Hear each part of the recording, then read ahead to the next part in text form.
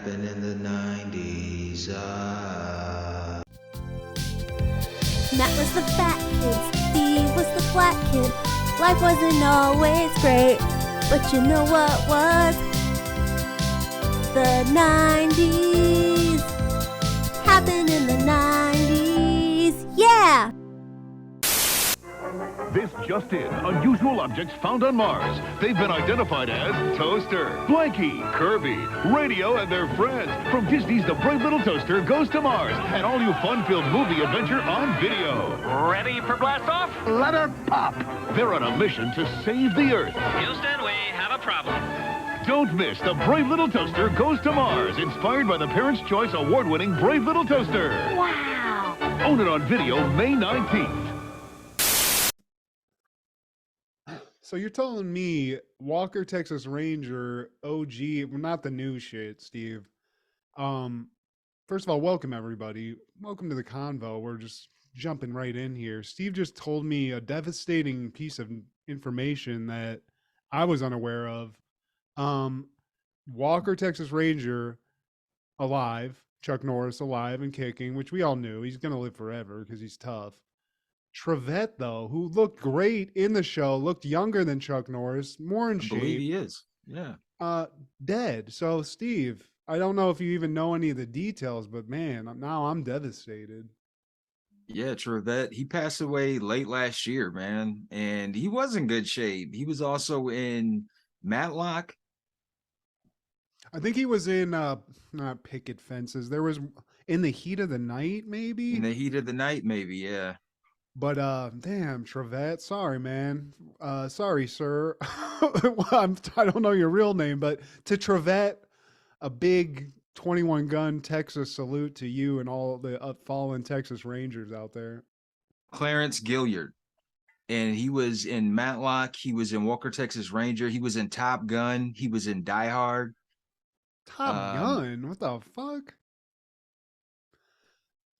Yeah, he was Lieutenant Junior Grade Marcus Sundown Williams.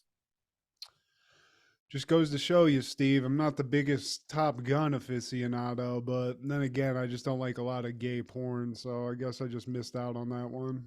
Heyo. Can I also just call out people for watching Top Gun Maverick, making it one of the highest grossing movies of all time, and saying it's good, because it's not. It's awful.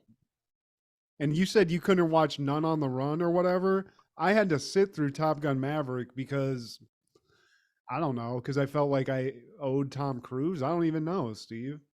You see, he indoctrinated you, man, with that Scientology shit. You don't owe that man anything. You're being but a glib, punch in the Steve. gut. You're being glib right now, okay? Oh, I'm a punch in the face. And his nice fucking teeth, these pearly whites, it makes me sick. And I want to touch up on something. Soda Pop Cub lied to me. I gave him benefit of the doubt. He told me that Cocaine Bear was his uncle. How can that be possible? Cocaine Bear was a female. Mom, Steve. I should have known I couldn't trust him, man. He was all fucked up. I mean, I could tell talking to him. He was all jazzed up on Surge or whatever. And, you know, it's not really your fault. You haven't seen the movie yet. It's more my fault because I didn't call him out and I'd seen the movie. So shame on me, I guess. But he did do 2 years for scamming. Yeah, I should have known. He had a lot of like petty charges. He had a lot of parking tickets too, I heard. It's one of those things. He had a bench warrant out and he had to go away for a while, but he's back. He's on the low sugar stuff too, he told me. I talked to him after the show. So he said he's doing all right, but I don't know. I think maybe he got into Mama's stash, if you know what I'm talking about, Steve. Yeah. Fozzie told me he wasn't shit. The true Kid Bear King of all of them, Steve. Yeah, Fozzie been down since the 70s, man. Like, I should have known, man. Like, I should have took his word. It's like, shit, man. I used to do coke with that kid's mom, man. Fuck. Fozzie, dude. Is he still, like, the Muppets are a thing. Do people even know who Fozzie Bear is? He's on screen right now. They're Satanists, so probably not. They are Satanists, Steve. We're trying to save the world right now through 90s knowledge and pop culture. To all you heathens out there who don't know about these things we're talking about, shame on you, and maybe go to church and find Jesus. You need Fozzie, Jesus. Fozzie did tell me this cool joke that I'm going to share with you, though. He said that back in high school, he used to date identical twins, and people would always ask him how could he tell the difference. Well, it was easy. Jill would always have blonde hair, and John would always have a dick. Hey, this is Steve G and Matt G with Happened in the 90s, a show where we talk about what happened in the 90s. So get out your Michael Stipe posters and your box sets of Brothers Grunt, because Laura's a douchebag. She's the little sister of Eddie. Laura's a douchebag. She's the big sister of Judy. The sis of Eddie. The sis of Judy. The big cousin of Richie. Laura's a douchebag. She's the biggest bitch of the family. How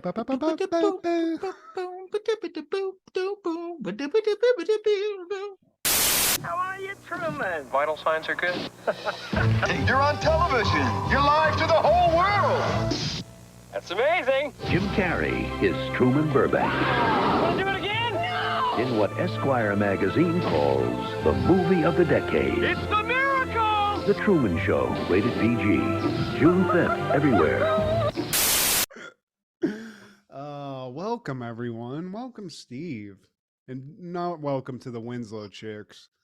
But I love that song, Steve. I think we need to do like a compilation of all the intro songs that you've made up on the fly, I'm assuming.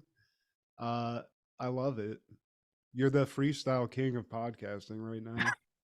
The little flip of podcast. Well, today, my friend, we're talking about all things March 16th in the fucking 90s. Starting off in 1990, Family Matters, we're still in season 1, and they're airing the episode In a Jam. While Carl Winslow auditions for a job as a television traffic reporter, Eddie helps Steve with a school bully. Yes. And comedy ensues. Yes. You know, Eddie looking like a grown man as a teenager. And this episode actually emphasizes that fact, which I love. And we start off, Steve, and Eddie and Carl are in the living room working on a VCR that looks straight out of it's like a fucking nuclear bomb detonation device. I don't know it's even a VCR, but they're having some issues. Is that a VCR or a Betamax? I mean, they're working on that.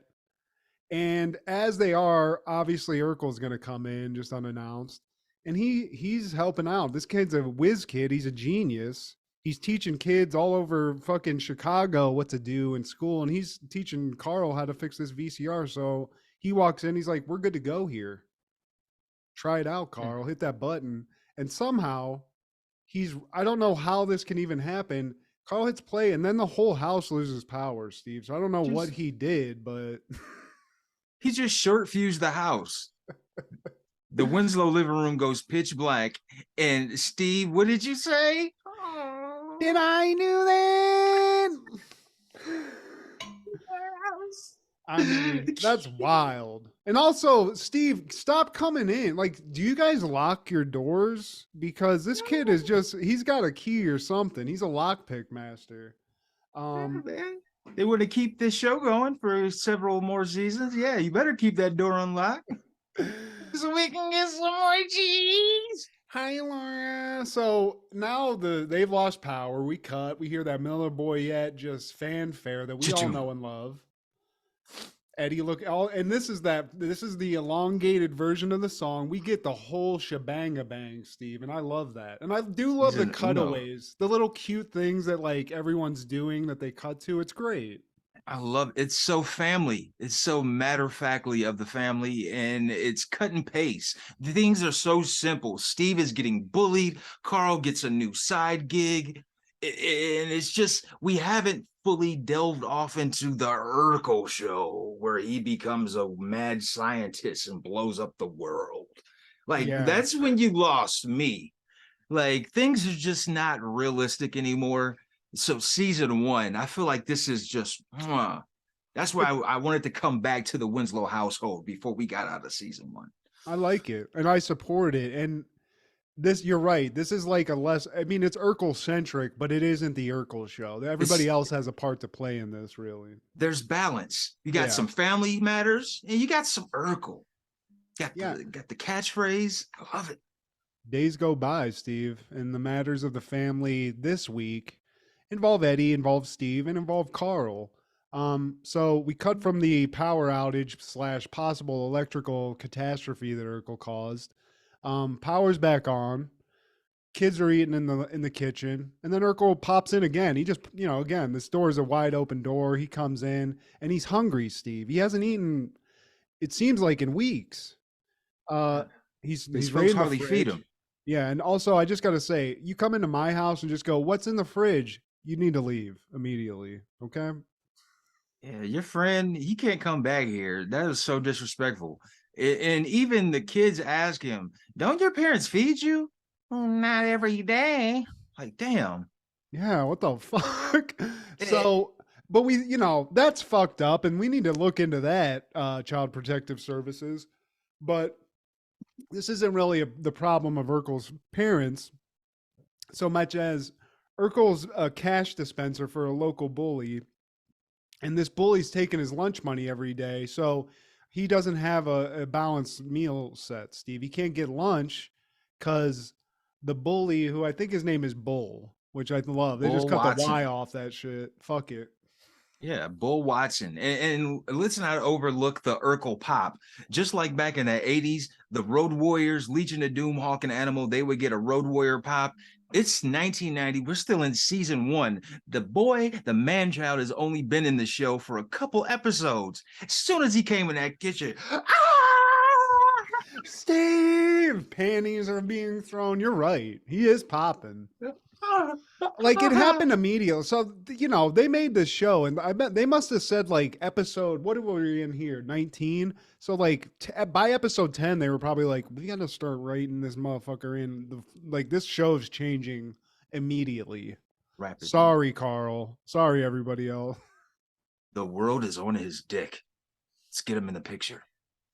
This kid's cold. So Steve, not only is he, starving, he has disgusting taste. No wonder Laura won't fuck him immediately, because this kid's trying to eat anchovy paste just straight up, which is, I guess if you're making a Caesar salad, throw that in. I'm not eating it. And before we end this scene, this motherfucker says he eats dog biscuits and anchovy paste. So again, let's call the cops and get them over to the Urkel household, because I think this motherfucker's in some kind of either a cult or it's just straight up parental abuse, Steve, or neglect. I don't know. But like you said, he's hungry because his lunch money is getting taken by Bull Watson. And he's like, you know what? The only thing that can stop this is if I had a big friend who looked like he played for the 86 Bears, wink, wink, Eddie Winslow. A big pal named Eddie, maybe. Eddie, you're looking strong. What are you doing today? You look like Lawrence Taylor's stunt double.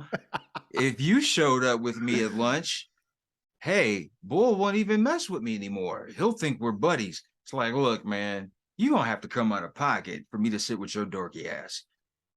What kind of, I get it. You don't want to hang out with Steve Urkel, especially if he's eating anchovy paste and dog biscuits. The kid's weird. But Eddie, fiscally, he just wants to get that bread. So I got to respect it. But again, come on, man. What the fuck? Be a good Christian, Eddie. I did help you fix your VCR. I short fused your house, but at least I tried. Has he helped him in school yet? We went past that episode, so he's already helped this motherfucker pass a class, if nothing else. Yeah, you only pawned your sister off for me to do it, but yeah, I don't. The Winslows have some funky ass fucking morality rules here, Steve. I don't like this shit. They all might be douchebags. And we also find out that Carl is on the news. He rushes home to let the family know that he's going to be on the local TV.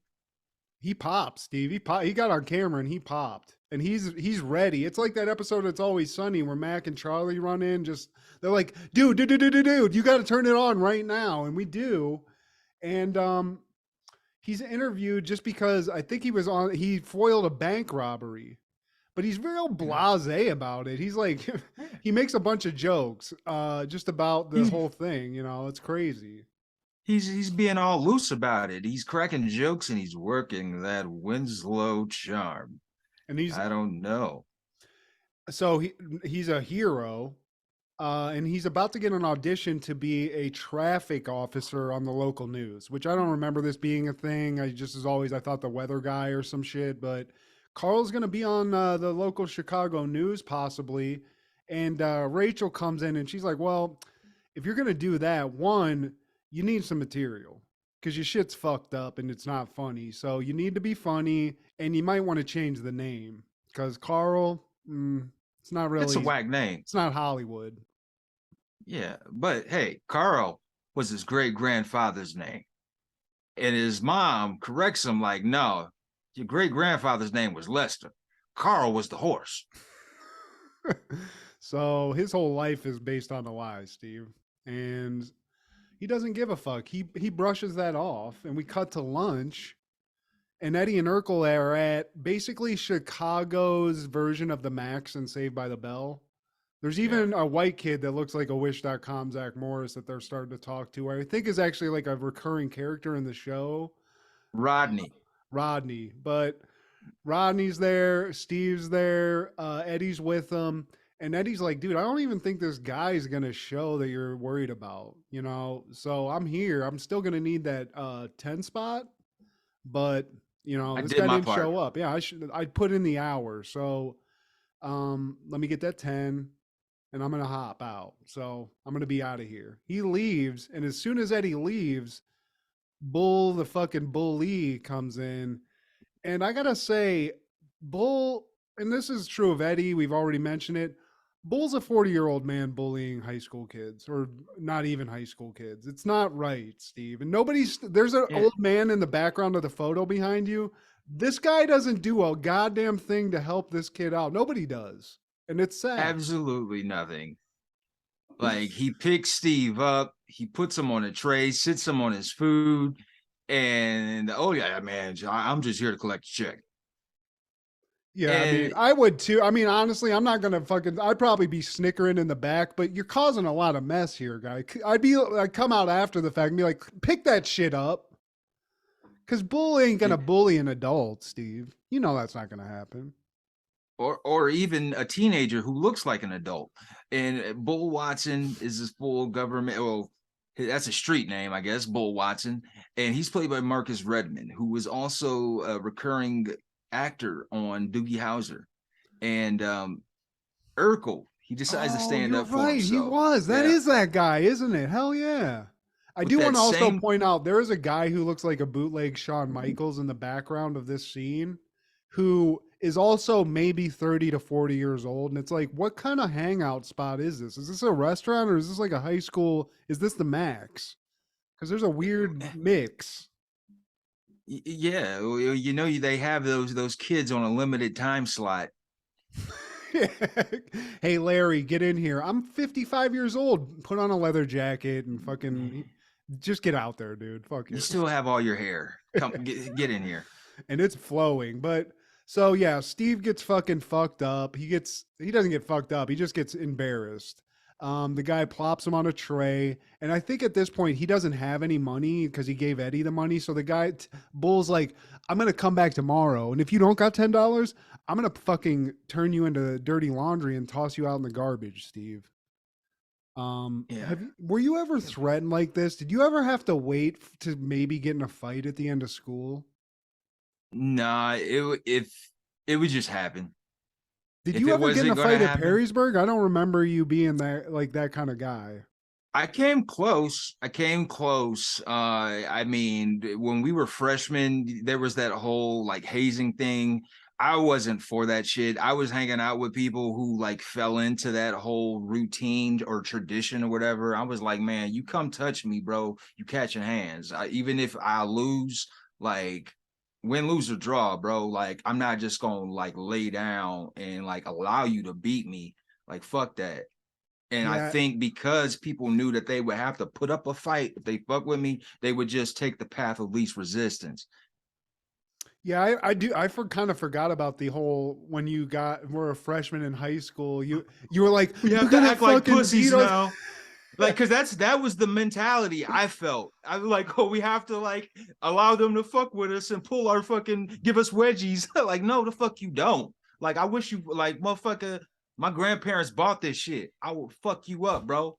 Yeah, I mean, I that didn't happen to me. I do remember it being like a concern when you were like before the first day of school. But I was like you, where and also I was bigger too. You know, I wasn't like a There's giant dude that. at this point, but I wasn't like some little scrawny Steve Urkel looking kid that you could just fuck with. I was fat, but I think the worst thing I ever did was get called fat. Nobody was trying to whoop my ass. They knew they would have to put up a tussle. I'd sit on him, Steve. Yuck. But I just remember that like that's a thing, you know, that's like a sort of a stereotypical storyline, just like Steve's doing, where you're like anticipating an ass whooping. And I was thankfully it never really happened to me, but man, I would be fucking freaking the fuck out just like Steve Urkel. I would not want to go to school the next day. But props to him for having a spine, man. And you know, he says like, "What will happen if I don't have the money?" And that's when he picks him up and he crushes the napkin dispenser. By the way, and I know we're fresh out the '80s, but he hits him with the basic bully lines. "I'll see you tomorrow, little four-eyed twerp." Oh yeah. I You feel like little twerp. geek. Yeah, I feel like that retired somewhere in the early '90s. But Urkel just tells him before he leaves, "I'm not paying you anymore." Bank is closed, Bull. But Bull, you know, he tells him, I'll be back. So you can think about this. I'll give you a day to think about it, but I'm going to need that 10 spot because I'm 40 years old and I need to get some drugs. So this is how I do that. And I need to work on my perm. I Oh, hate that perm. He had that same hairdo in Doogie Howser. I'm like, bro, you're getting acting roles. Like that go is to the not like it's not the salon, 60s. bud. Like that James Brown circa 1968 shit. That's not what's up. It's the 90s now, fella. I don't know. Maybe he's Haitian or something. But Rodney, the token white, he was like, he tells Urkel, dude, he's gonna kill you. Like he's twice your size. What the fuck are you doing? And thrice your age.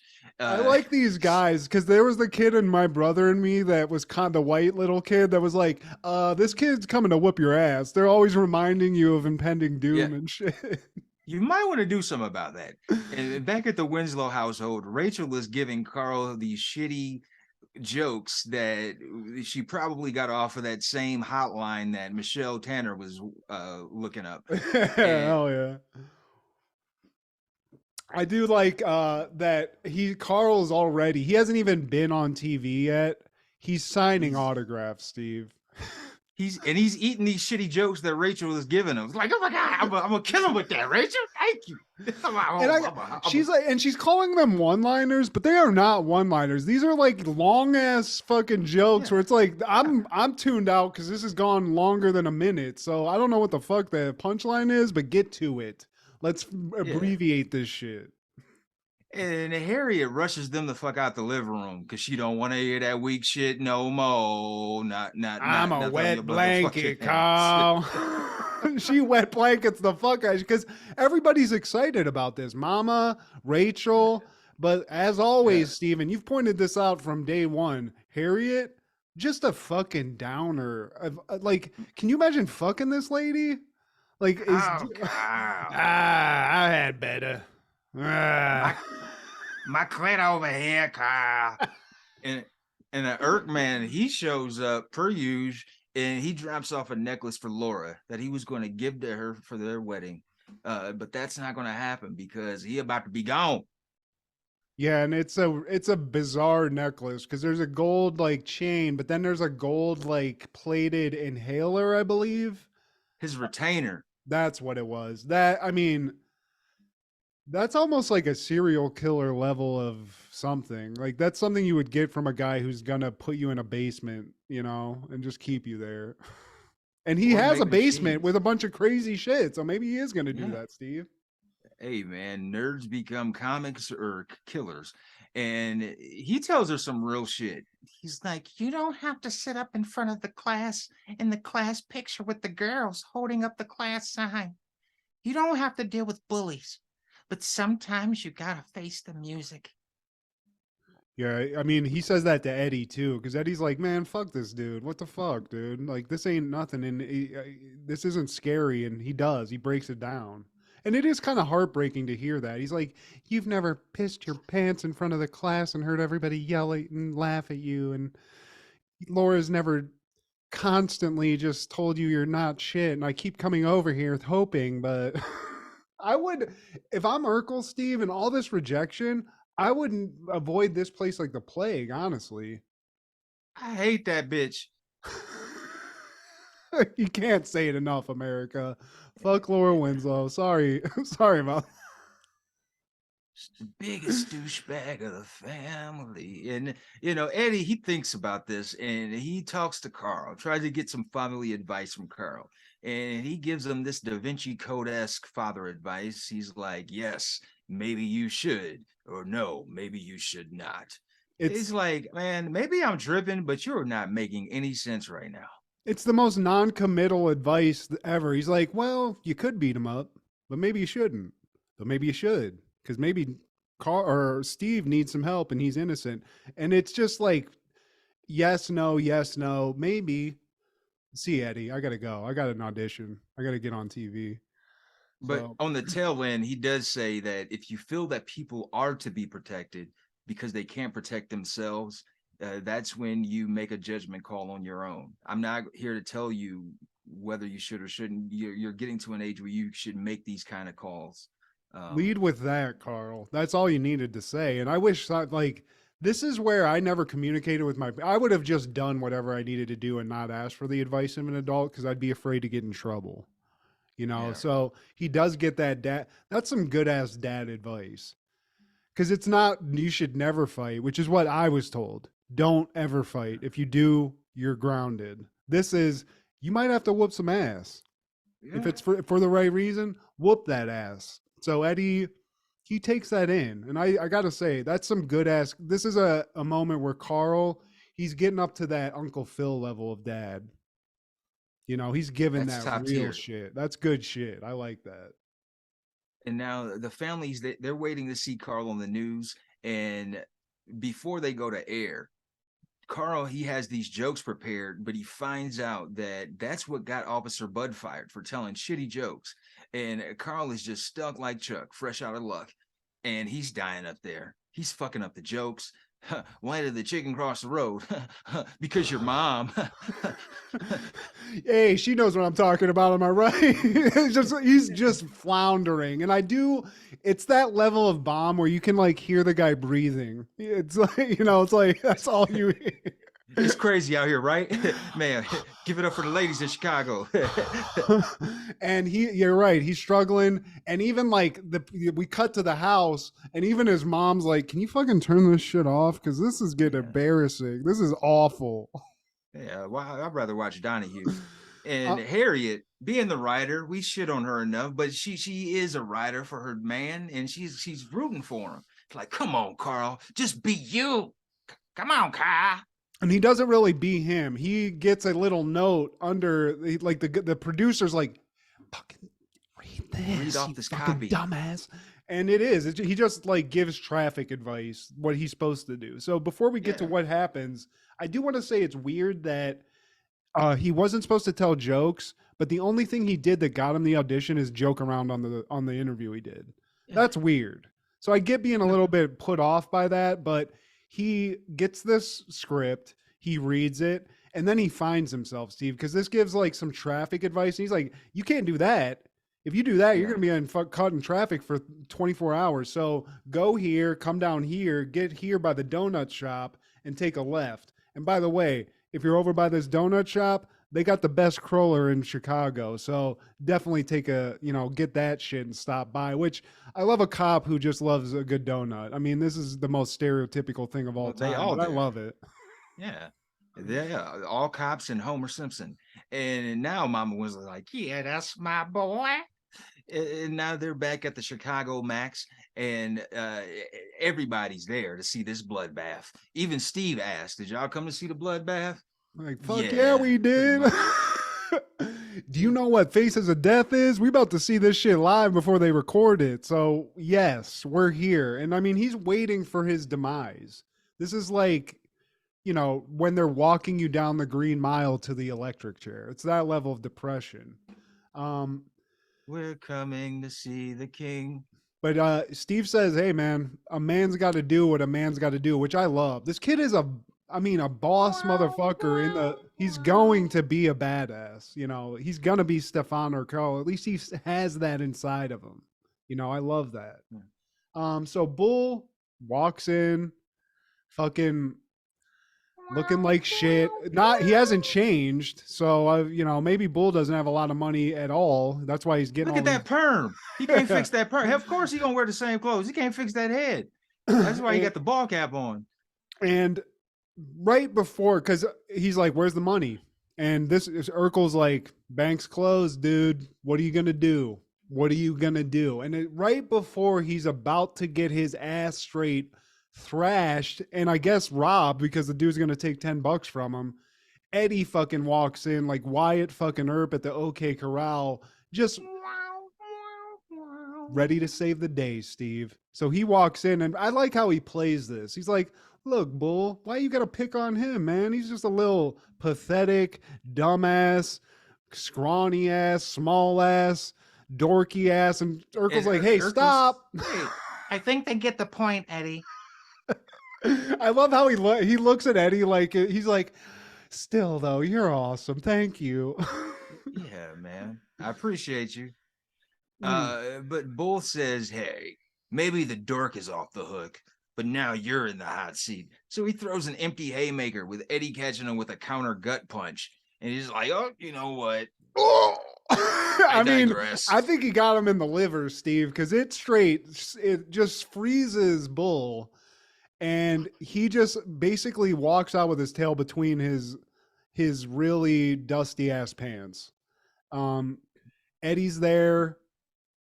He's a hero, and Urkel's not going to get the shit beaten out of him. So Urkel, in a moment of joy, is like, drinks on me, everybody. And this is where I'm like, is everybody in the school a bully? Because everyone just throws their soda pop on this kid's head. I mean, what the fuck?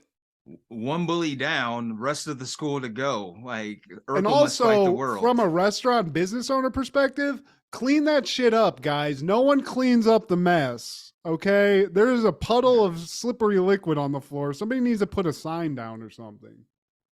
And Carl arrives, and we find out that he got the job, despite the fact we never see him doing this in future episodes. And he asks if anything interesting happened today.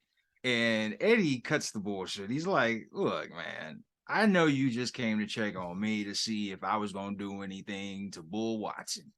And I did. Gave him that one-hitter quitter. Oh, you gave him that Carl Winslow special, and Eddie's like, I don't know about that. I just closed my eyes and swung, and Carl's like, that's it. That's the one. Yeah, that's what I do. And days go by, and he punched that kid in the guts. Yeah, look at him. He looks like he's coming back from Vietnam almost. Like, what's going on here, dude? Yeah, he's got the Lieutenant Dan coat and shit. Yeah, this guy's had a rough life, and it's only going to get rougher because now he can't even bully nerds to get $10 for the drugs he needs. Or whatever, the child support he has to pay. I don't know what's going on with this kid. But these grown-ass teenagers. That motherfucker behind me, he got gout. Yeah, right.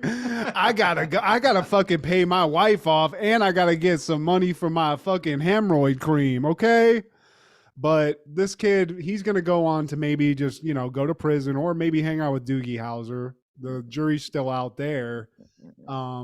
But Eddie wins, dude. He feels good about himself too. He whooped that ass, and this has to feel good. Just getting over on a bully in front of a big group of people never happened to me. Would have loved to, but he's drinking it in, Steven.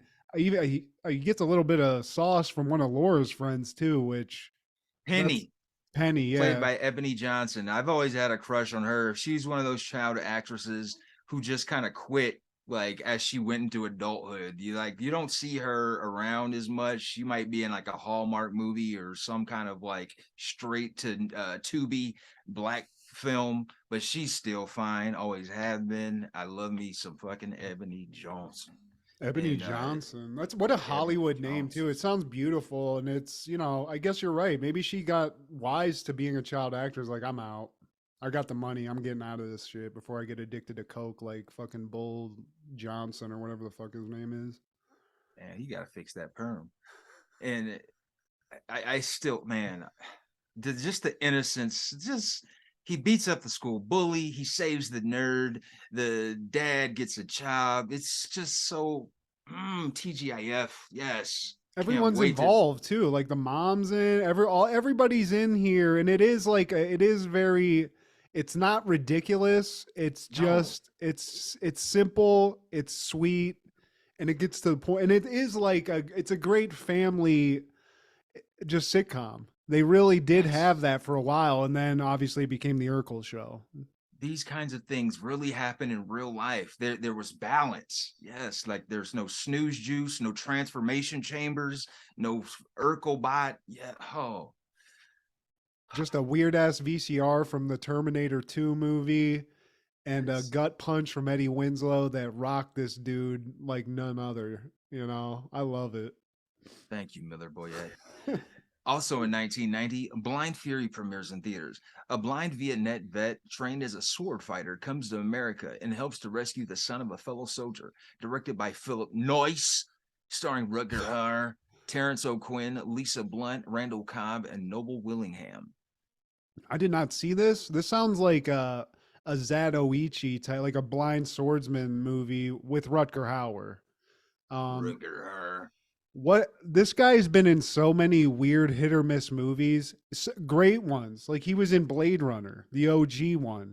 He's been in classic movies, and then he'll do shit like this. And it also stars Brandon Call. He plays the kid that Rutger Hauer must save. This is JT from Step by Step, and he was also in Baywatch before Step by Step. Holy And fuck.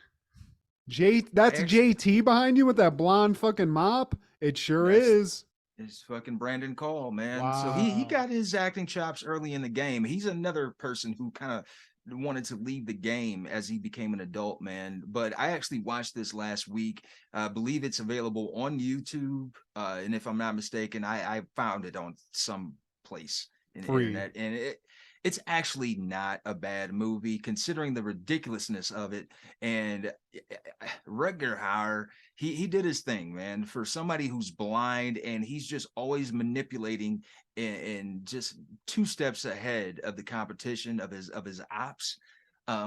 Despite the ridiculousness of it all, I guess because it's 1990, it had 80s vibes, and things are just a little bit more unrealistic in these kinds of films. Yeah, I mean So they were really throwing like Hail Marys out there. I remember like there was like movies like Harley Davidson and the Marlboro Man and stuff where it was just like dudes big dicking and trying to be action stars for no reason. Like this seems very weird, and I'm wondering, was there an explanation as to why this white dude just has a samurai sword? well, it serves as a cane in a way, and he got blinded from Agent Orange back when he was in Nam, and the Damn. person who was responsible for him being blind is the buddy whose son he's trying to save. But they were good friends. They were good friends, but the other Vietnam vet he was just like he was a wild card. He was always goofing off and stuff, and it was an accident. And at the end of this movie, Rutger Hauer's character, he forgave him, and like because the friend, the dad, he felt bad, and he felt guilty about it this whole time. And when they finally see each other after his son is saved, he's like, "Oh my God, it's you, man! Like, look, man, I forgive you." And he's like, "Dude, that's what I've been wanting to hear." this whole time, and to see my son. Thank God he's not dead. Thank you for that too. Yeah, thanks for that too. So wait, Rutger Hauer was blinded by his friend with Agent Orange. So was this Yes. guy like juggling Agent Orange and one dropped and popped in Rutger Hauer's face? How does that work? I wonder. But I can't remember, man. But like, yeah, he was a goof off. And like I said, Rutger Hauer was always just fucking studding out throughout this movie. And towards the end, he kind of has like this Clint Eastwood moment where Brandon calls like, please don't leave. You're supposed to get on the bus with us. And he's like, no, I gotta go out into my own thing. And he just kind of walks off as like the Lone Ranger, and kung they just fu kind of shit. Hell yeah. on some kung fu type shit. I kind of like that. I do like that, like Kane's shit where I like that he's blind too. I always like, it's called Zatoichi. It's like an old samurai movie like where the guy's blind. I always thought that was like a cool hook, you know. And this is inspiration. They kind of tied like Western civilization with the Zatoichi. Yeah. And I like that. And dude, Rutger Hauer, you know, he's in ridiculous shit. And like I said, he's in great shit too. And I remember the guy just chews scenery up. He's one of those guys where if you need a good villain or somebody that's like over the top in a movie, he's a great option. He was in Robert Rodriguez's Sin City, the first one. He played a scumbag like priest or like Catholic cardinal or something. And in that movie, it was like a perfect example of this, where the dude is just like great at being an over the top villain or an over the top character in general, basically. He looks like Jimmy Buffett that's blind and has a samurai sword, but yeah, this is when he came to America, and you know he's meeting the baby mom, and he meets the kid, and this is the baby mom. She looks really weird, by the way. She looks like she has too much vitamin D because her face, like she's like redheaded. She's got these like weird like hazel. Is she from the Village of the Damned? Is that where she's from? Yeah, like, and I'm watching this like, whoa, there's something about her that looks very X-Men. It almost looks like she has contacts in to make that happen. That's crazy. That's natural. I wouldn't be able to look her in the face. I'd be like, are you going to put a curse on me? What the Very creepy. And she gets blasted in no time. Randy Cobb, he plays one of the henchmen who tracks down the kid, and like he comes in and like she's like, wait, like he turns around and just blasts her with a shotgun. But like in no fucking time. I misunderstood what you meant by blasted, Steve. I thought she took a shot to the grill or maybe had some sex, but no. Damn, this actually looks kind of cool, though. Seeing Rutger Hauer with a samurai sword, that looks badass. And like, upon appearance, it's supposed to serve as a cane because he has this approach about him that says, hey, I'm a blind man, and if anybody fucks with him, he can sense it, and he can just pull that motherfucker out like zing. It's not a cane. Penguin style. Hell yeah. He got that little hidden joint. And at one point, he's getting fucking threatened by Carl Winslow's uncles. Oh my God. Is that Bull when he grew up? I don't know. Yeah, with that horrible perm. Like, oh my God. Just brothers with perms. And like, he just outwits them. He throws up his cane, they catch it, and he fucking like headbutts the cane shaft into him.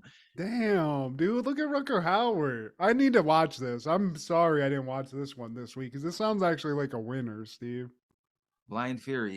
It's also the name of a really good freestyle rapper who's actually blind, and he was a Freestyle Friday king on 106 in Park during our college days, man, in the early 2000s.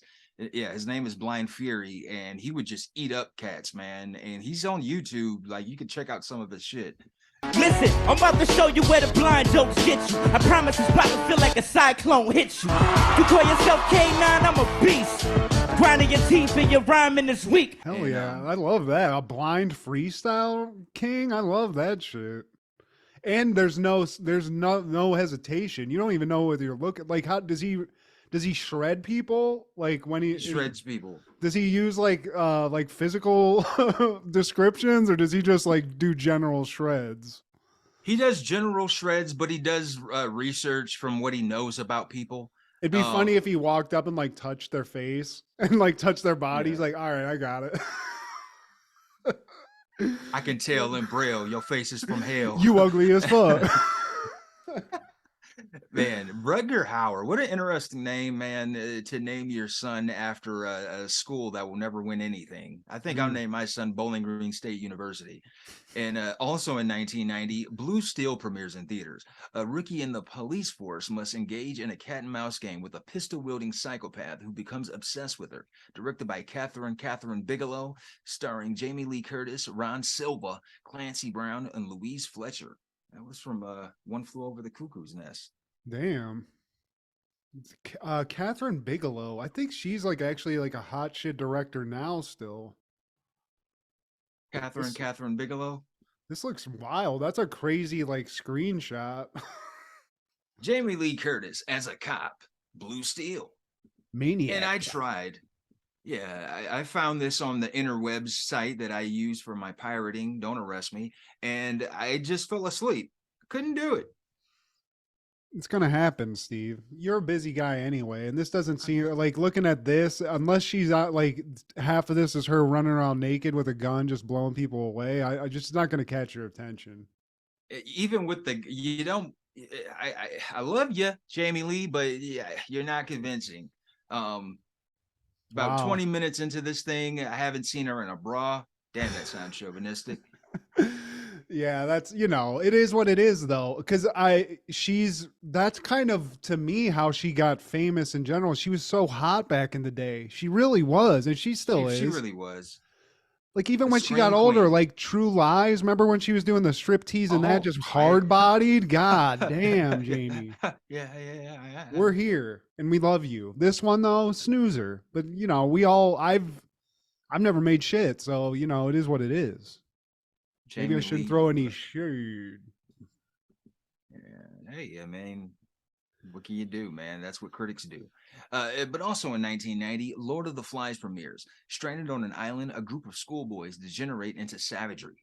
Directed by Harry Hook, man, missed opportunity for a porn name. Starring Balthazar Getty, Chris Furr, Daniel Popoli, and James Badge Dale. Not rememberable names, but Balthazar Getty is a part of that Getty family. Like the museum? Was it J. Paul Getty? Jake Paul. Jake Paul Getty. He's a descendant. I thought, like, I lived in LA. There is like, that's a huge name, and there's a thing called the Getty Museum that's a big thing. I mean, maybe he's related to them. I hated his grandfather. You didn't like it? I remember this being available on one of those movie channels when it was free. They had the promotions or whatever for a month, and I remember because it was little kids cussing.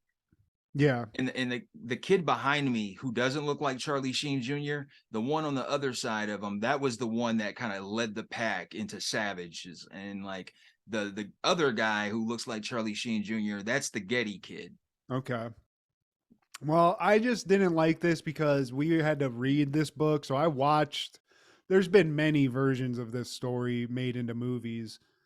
Because I was a fat kid, really didn't like this because the fat kid gets bullied in this and eventually, I believe, killed. Piggy. Piggy, yeah. Yeah. So, I watch these movies only really to be able to write the book report, Steve. But aside from that, not a huge fan. And his grandfather is Sir John Paul Getty Jr. He was a British philanthropist and book collector. Does it mention the Getty Museum what you're reading? Because that's the only thing I know about. Well, if he's a philanthropist, I'm sure that they're tied into it. There's J. Paul Getty. That's who I was trying to think of. Jake Paul Getty. He's about to fight. He's going to fight Lawrence Taylor, actually, in a pay-per-view coming up. Going to fight Laurence Olivier. Yeah, Getty Oil. The Getty Oil Company. So Balthazar, Charlie Sheen Jr., he ain't got to act. Nah. And that's probably, this is probably it. Look at little Matt there. He's about to get shredded. Piggy. It made me cry. Like, it's sad, man. And this is like, but I love, like, I do like the idea of this because it is kind of like, this would happen, you know. This has happened in like studies. Like kids are monsters. You throw them on an island, they're gonna When start. adults aren't around. Yeah, I mean it's gonna get crazy. So hide the bowl. Get Piggy out of here. Don't let him fucking get crushed by a boulder. I think is how he dies. That's how he died, and he got treated like shit. The whole That thing. led up to that. Yeah, get out of here, you fat ass. We're gonna kill you, fat ass, and, Yeah. and make you into Hey, a rib fatty. sandwich. And he just took it like, well, I don't know, I can't help it. I wear glasses and I'm fat, and that just tore my heart Stop out, man. pinching my tits. Like, and Charlie Sheen Jr. Getty, he just like he was the only one that like was sticking with him, man. And at the end of this, that's when he actually comes across an adult, and in the adult is like, "Are you okay, kid?" It's like, no. We killed Piggy. It gives you the feels. So you're right. This is one of those. I don't remember crying at it, but if I see Piggy die, it's gonna make me I'm gonna burst out in some tears, Steve. Yeah, man. And also in 1990, Nuns on the Run premieres, directed by Jonathan Lynn, starring Eric Idle and Robbie Coltrane. Two criminals, one out, but their boss kills those leaving. When the men are ordered to rob the triad, they keep the money and hide from the boss, triad, and police at a convent dressed as nuns. And I said this off the record, but I couldn't do it, man. Even with Eric Idle, they just couldn't.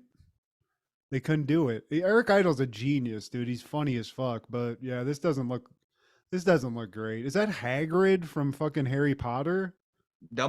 Which one was Dumbledore? Dumbledore was the old wizard, like headmaster, right. but Hagrid was the giant, fat, like lumpy dude. That is, and he passed away. Yeah, recently. Shout out to Hagrid and shout out to Harry Potter because little inside baseball. Me and Steve on our first Christmas break from college went to see Harry Potter together and smoked a giant bong in our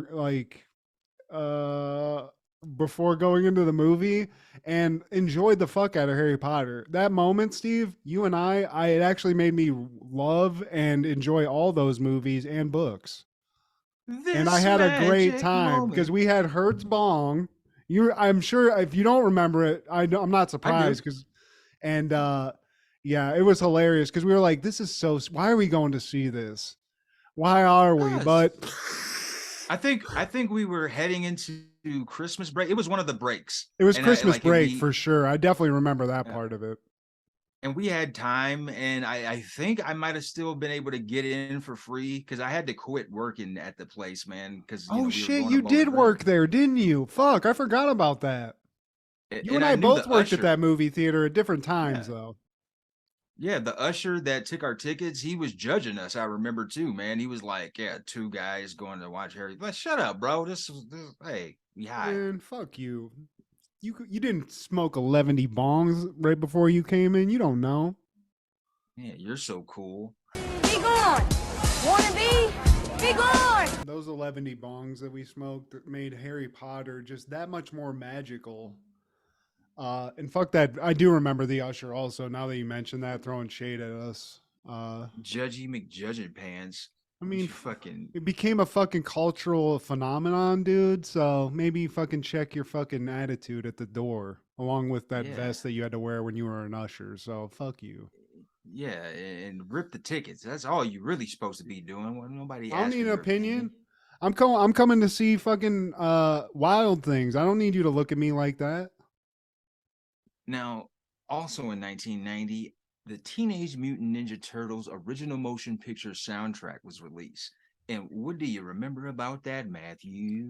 I remember that song that was at the end of the movie called Turtle Power.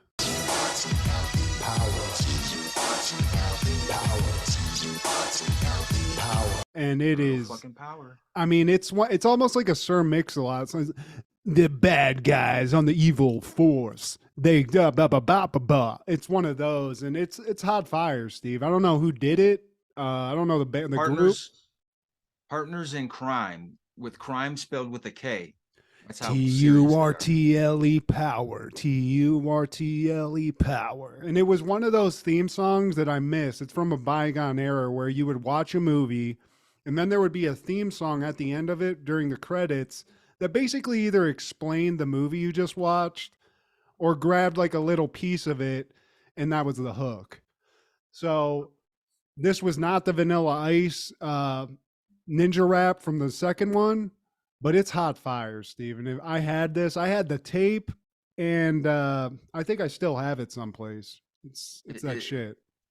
It also had Spin That Wheel by High Tech 3, and they actually had a Hammer track. And getting Hammer to do any project at this time, you just struck gold, platinum, diamond, goddammit, because MC Hammer had that Midas touch. Remember when they got him for the Addams Family song? That was when that's pinnacle MC Hammer right there. That shit was hot. But someone who probably didn't watch Blind Fury or get that Teenage Mutant Ninja Turtle soundtrack was probably Flea and Chad Smith of the Red Hot Chili Peppers, because they were busy getting arrested and charged for an incident 2 days earlier at a performance in Daytona Beach during MTV spring break coverage, in which they allegedly sexually assaulted and verbally abused a female audience member after jumping from the stage. They are later released on $2,000 bail. I don't remember this. Flea. I mean, the guy's walking around either with his dick in a sock or in underwear. So what do you expect? What? So they jumped into the crowd and what? Grabbed tits? What was happening? Probably found some bosoms, and it's MTV. It's not a good look. I'm not making any excuses, but you remember how MTV Spring Break was, man. It was Woodstock, mini Woodstock. They're in college. They're crazy. And it was Girls Gone Wild without the tits. It was like right before they pulled the shirt up. It was everything before that. And it was like, I can only imagine being like somebody like Pauly Shore who was there, who was just like a dude who was famous. And it must have just been a fuck fest. And this is in their drug-induced days still too, when they're doing the Booger Sugar, they're doing that Brown Dog, and Will Ferrell drummer. You got Flea in his underwears. Shit was just getting crazy. We're not making any excuses, but I just don't remember this. And they actually, this must not have been that big of a thing because they're here now. It never got canceled. That didn't exist, but come on, guys. Flea, keep your dick in those tighty whities, okay? And also, March 16th, 1991, SNL is airing the episode with musical guest The Blank Rose and your host, Michael J. Fox. Doc. This was, I feel like I remember a few skits on this, but this was a banger, right, Steve? It had its moments, man. It obviously gave David Spade and Dana Carvey the opportunity to do their Michael. Oh, Mallory. Jeez. And Kevin McDonald, what was it? No, what's the name? Kevin Nealon. Kevin Nealon. Jeez, he McDonald plays Doc Brown during the monologue, and he's like, we gotta take you back. And so, like, one of them, it's either Spade or Carvey. One of them is Michael J. Fox in the future, and he's just telling him, like, no, man, you can't do this episode, man. You got to get out now. And then the other one is like David Spade from like the following week. And he's like, we still get paid, right? And like the monologue was cool. And actually, Michael J. Fox was in the cold open. He plays Dan Quayle, and Carvey is playing George Bush, and he just doesn't know when to applaud. He's applauding off cue, and the guy Phil Hartman, he's basically there to like guide him and let him know when to sit down and when to clap, because it was the joke at this point. Dan Quayle was a moron. That was like the running gag that America ran with at the time. Something happened specifically where that became a thing, but yeah, that was the general opinion of Dan Quayle was dumb. That's it. Nothing else. And there's also this clown skit where Michael J. Fox, he plays instead of like smiles the clown, he's like stabs the clown or some shit. I can't remember, but like he's playing around with a blade, and this is like a job interview. He's like, man, we can't have you doing this. And so Chris Farley, he comes in and he's Exposo the clown, and he doesn't even really have any lines, but just his appearance was fucking hilarious, man. Exposo the clown. And there was also like a former child actor bit where Michael J. Fox plays one of the kids from Family Affair, and David Spade, he plays Michael J. Fox. Dana Carvey or Adam Sandler is playing Greg Brady. I don't know. Chris Farley plays the fat girl from Facts of Life. It's fucking great. Mindy Cohn. And there's also a skit where they're playing Guys Not Getting Any. That's what I remember. Isn't it like a hotline or like a show people call into? Something like that. Yeah. And Chris Farley's being weird. He's just like, yeah, baby, I just want to feel up on you and say, ooh, baby, yeah. It's just so fucking like creepy. But he's exposed all the clowns, Steve. I mean, what do you expect? And Black Crowes, man, talked about him before, but Chris Robinson, I think he's a great rock singer. They got that great rock and roll music, if that's what you like, that blues influence shit.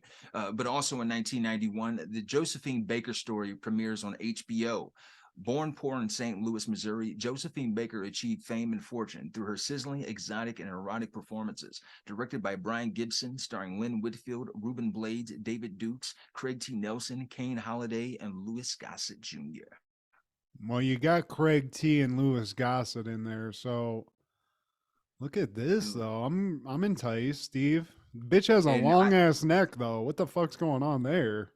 Lynn Whitfield, man, in this portrayal, dude, she actually got nominated for like special or mini special or something like that, man. She did a good job. If you're not familiar with the Josephine Baker story, she was born here in America, but she made her name over in France. And there were issues when the whole Red Scare thing happened. She was accused of being a commie.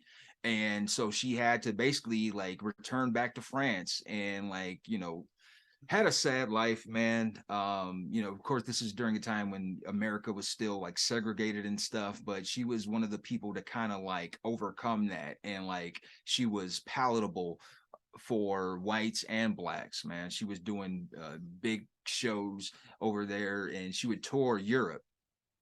So she was kind of like an Eartha Kitt figure before Eartha, or even like sort of parallel to Eartha Kitt a little bit. I think Josephine Baker was earlier. Predated. Because she was a part of the whole vaudeville. That's how she got her start.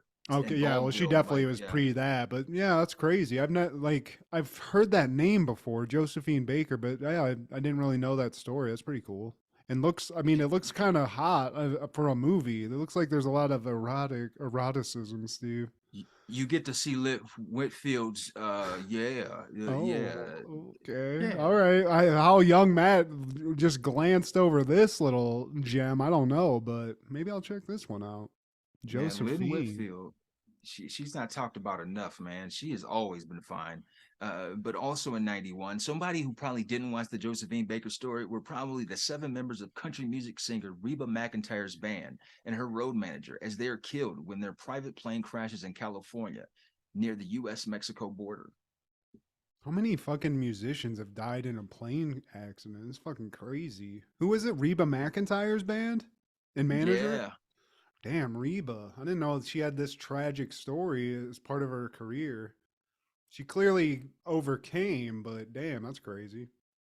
And she was traveling in a separate plane. Thank God. The disaster would inspire the title song of her next album, For My Broken Heart. Wow. Damn, that's fucking wild. That must be wild, like crazy survivor's guilt when that shit happens. Like, you're on a plane. You could have been on that plane. Just now you got to find a whole new band to play your shit, too. That's got to be some shit. In March 16, 1993, Kid Rock releases the polyfuse method. Whoa. He's scratching on this, right? This isn't the Kid Rock we know and love yet. He hasn't fully figured that out yet because he has rap roots. He has rap origins. And, I think that came out. Grit Sandwiches for Breakfast might have been 1990 or 91. This is Polyfuse Method, and Bull God was actually on this album. But like, as far as mixing the rock and the rap in the best way possible, not it's yet. Still like, yeah, it hasn't clicked yet, man. Well, I mean, he used to be sort of famous for doing like the actual like physical DJ like scratching shit, and I know from when I was a fan of his that he was like sort of like incorporating rap and rock in that and like mixing different tracks together that you wouldn't expect when he was just like a DJ, when that was actually a thing and not just you sitting hitting buttons that don't do anything looking at an iPad. Man, for what it's worth, man, he can do it all. I mean, like he is the main person putting together a lot of the pieces and what we hear on his albums, man. And I'm talking about the guitar, the bass, the drums. So like the fact that he was a DJ at the same time, like does not surprise me. Yeah, I mean, he so just I got to give him props. I give him props because I was a huge fan of his. Like, I'm not gonna take that away from what, like in the '90s when that one album came out with everything on it. We all bought it, and I mean, you know, fuck, I don't really give a fuck about politics. I don't like some of the shit he says about that, but like this dude, what I do like about Kid Rock that I've heard is that he's super like into making it accessible for fans, like of all types, and he's like, he will only let you charge a certain amount for like concessions. His tickets will only be a certain amount of money, and he goes out of his way to let people experience his live shows even if you don't have a lot of money, which I do think is cool because like Kendra goes to concerts and even people you wouldn't think of, it's like people think they can just charge you like $300 for a concert ticket and think that's just fine. Like if I went to a concert that cost $300, Steve, I better get a dick suck, I better get some free drugs, and it better be the show of a lifetime. There's no way it's going to live up to that. Yeah. Paul McCartney, you better let me fuck your wife with you watching. No way. And there ain't nothing. There ain't. I wouldn't pay anything to go to see Paul McCartney, Steve. I'm sorry. Sorry, sir. Sorry, Sir Paul. But bloody me. Well, in 1994, American figure skater Tanya Harding pleads guilty to felony attack on former Olympic teammate Nancy Kerrigan. Why? I mean, you got to do the time, Tanya. You got caught, bitch. And you got to kind of, if you saw the people she was working with, for anybody who doesn't know, these guys do not look like criminal masterminds, you know? Looks like you found two guys that got arrested for child pornography and just were looking for some money, and that's who you chose to do this shit with. And I find that funny. And I also just keep saying it. The fact that it got this sinister in figure skating, female figure skating, is one of the most ridiculous things of all time. The fact that he went through those links and he came home and bragged about it at a sports bar. He like, I did that shit for clout. I cracked that bitch in the leg, dude. You should have seen her. She toppled like a fucking sack of bricks. Yeah, that's crazy. What was his name? Galooly? You keep saying that. Galooly was the husband, boyfriend. But he was still involved. Like the fat guy did it, but Galooly was there too. They both were doing the shit. They were all in it together. Galooly was the guy. He was the brains, Steve. It had to be. I mean, or at least half the brain. But somebody who didn't plead guilty for attacking the ice cream queen was Joel Embiid, Cameroonian basketball player. Killing it right now. If I was a basketball fan, which I used to like the 76ers, this guy, like, is he, I don't hear him talked about like, even like Jokic and all those people. Is this guy still at the top? Like, he's up there, right? I feel like one of the MVPs Jokic got, because he has two. One of them should have went to Embiid. He's the one highlight of the Sixers. I mean, Harden, he's hit or miss these days, but Embiid is what you would call a hybrid big. He's like one of those current bigs, over 7 foot, who could actually shoot the three if you leave him. Oh shit, you could guard him and he could still hit that thing, man. So I used to love the 76ers, man. I when they had Iverson and Andre Iguodala, I believe, was on that team. Yeah. I just remember for a while, like I just had to like teams that weren't Cleveland teams when I was hanging out with everybody in Ohio, just because it just made it more interesting. I get it. You're a shit talker, fire starter. Exactly, but. Embiid, I feel bad for guys like this that get put on these teams where it just doesn't seem like they can figure it out completely. They got everybody you could think of and it didn't work out. They unfortunately got Ben Simmons, and That guy, for whatever reason, is like one of the biggest letdowns in NBA history. It seems like. I'm too pretty. Don't touch my jersey. I'm cute. I'm from Australia, y'all. I'm pretty. But he's like he's like a Kevin Durant, where he's big and he can body you up. But you're saying he has like a jump shot too, like a Rick Smits. Remember Rick Smits, Steve? The Duncan Dutchman. Hell yeah. I love it. Well, shout out Joel Embiid. I'm not a huge basketball fan, but he's one of the names where you hear, especially if you pay attention to like Philly basketball. Trust the process. Happy birthday, sir. And in 1996, Mike Tyson TKOs Frank Bruno in the 3rd round to gain the heavyweight title. Yeah. I remember this being on actual TV, like non-pay-per-view shit. I think it aired on Fox on a weeknight, if I'm not mistaken, man. God, dude, look at Mike Tyson. I still can't imagine. It was like, we've watched many documentaries. We watched this guy come up all the way and go down, back up again. But some of these fights, it was like he had won the fight and it hadn't started yet. These guys were afraid of him. This guy doesn't look like he wants to. I mean, he got dinged in the face in that picture you showed, but he didn't want to be there, Steve. Like they lost before the bell even rung. Like, dude, I'm fighting Mike Tyson. Oh my God. Yeah. And I mean, shit myself. Yeah, and you will, because he's gonna hit you in the gut, and then your bowels are just gonna shoot out of your ass because you can't help it. Yeah. How long did the fight last? Because it doesn't. You said TKO, so what round? In the 3rd round, man. So this is fresh out the box. Like, he was released in 95. So this is March 96. So he still got that prison strength, motherfucker. I used to do pull-ups for breakfast. Yeah. Hundreds. I couldn't count carbs in there. They just feed you what they feed you. Yeah, but he came out. I remember that shit though. When he got out, it was just like, it was like an animal got out of a cage. Everyone's like, oh my God, he's out. He's going to kill people in the ring. And you thought it was going to happen. And clearly it did for a while. I'm just ferocious. I want it hot. I'm gonna eat its children. I'm gonna have sex. I'm gonna fuck him till he loves me or something. Didn't he say that? I'm gonna fuck you till you love me, F word.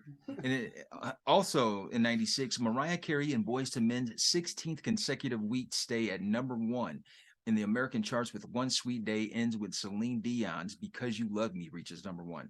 One Sweet Day enjoyed the longest consecutive stay at #1 in Billboard Hot 100's history. Well, Mariah and Boyz II Men. I remember that song being hot. It was a hit. You couldn't help it. I mean, I don't remember this one, but these two entities were responsible for a massive amount of #1 or top Billboard hits in general, especially Mariah. Like, Mariah Carey was on doesn't she have some other record for like the most #1 hits or something? I don't know. Maybe I'm I mean, she's got several fucking hits, man, and several records, because like I think that Christmas song was doing numbers still.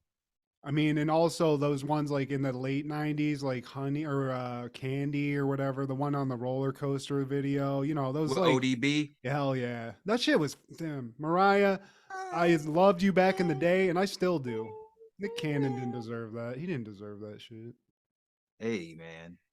She saw something in him. But you don't remember One Sweet Day? I would have to hear it. Steve, I'm so bad with like names of songs, but if I heard it, I'm sure this is one. If it's Mariah and Boyz II Men, I know it. I can't sing it right now, but put it on, I'll start just fucking belting the shit out. Oh yeah. Give you that cool I can get that like that. I can get a little soul like vibrato or whatever it's called. I'll put it out there. Give me some karaoke. Sounding like Levert over there. Let me find out. But in 1997, Uncensored airs on pay-per-view through WCW. Uncensored 97. And I got to watch this, man. This is still when NWO is brand spanking new, piping hot. Hogan's came over.